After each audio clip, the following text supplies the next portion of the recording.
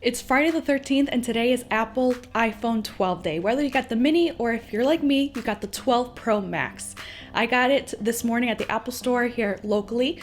I was able to get the Pacific Blue and I couldn't resist, but I also bought the Apple branded leather case in blue, as well as the anticipated MagSafe Connect charging cable.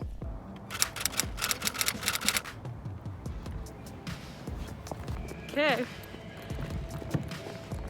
Picked up the iPhone 12 Pro Max, saying goodbye to the iPhone 8 Plus. My mom is making fun of me.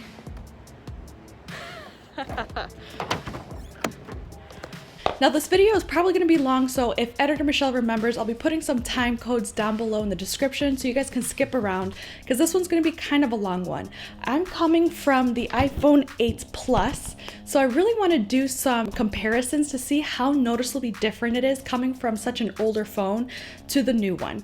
As far as size comparison, right away I will say there's not much of a difference in size, which is great because I didn't want this phone to be overly massive. We're also going to be quickly talking about the screen protector that I bought. I did get Unique Me from Amazon. I'll be posting that link down below in case you're interested for screen protectors. And finally, we are going to be putting the actual phone in the Nomad Cases. Now, I did just do a video about the Nomad Cases, just a quick overview on the quality and just kind of close-up shots. So I'll be posting that link as well if interested in checking out the Nomad Cases. We'll also be doing a quick comparison as far as the leather cases with Nomad and the Apple branded one. So without further ado, let's get started with the unboxing.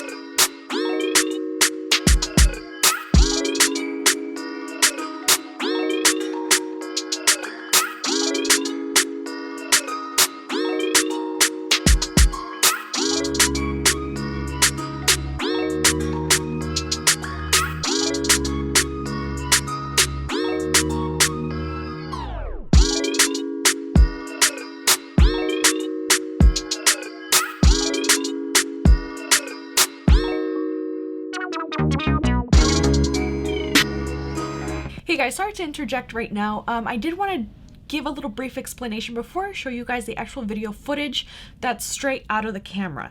Now, when I imported the footage or the clips from my iPhone to the timeline, the clips turned out to be super washed out. So I'm not sure if that's a me thing where I have to change the settings on the actual iPhone 12 Pro Max to something else as far as when exporting video footage, or if it's something wrong with my timeline. I'm not going to claim this is straight out of the camera, but it's pretty darn close, and in real life when I look at the iPhone footage on my phone, it's pretty close to this. So I just wanted to do that little disclaimer so you don't go after me. So last night I did go to a family's ranch, so they have some like awesome animals. They have horses and goats.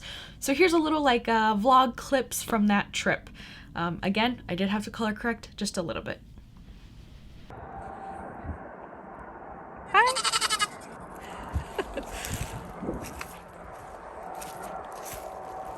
¿Qué pasó?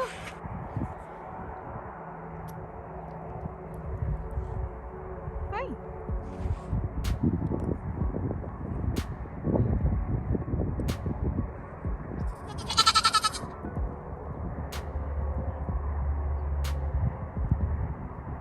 No deja abrir. Sí. No deja abrir esto. ¿No lo dejas? No. So if you want your hand or even just with this. Whatever Oh, you okay. want. Totally up to you. Do you want to scoop it or? Hi. Oh my gosh. Tiran mucho, right? Yeah, they'll like go at it. Wait, you had enough. Hold on, you gotta share. Oh.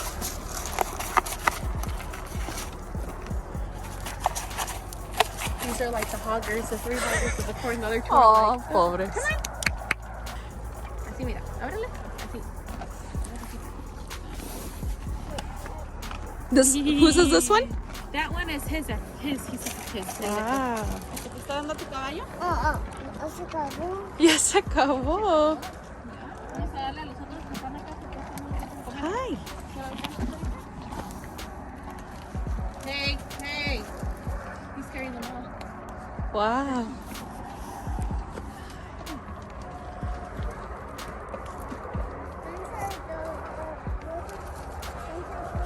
Sí.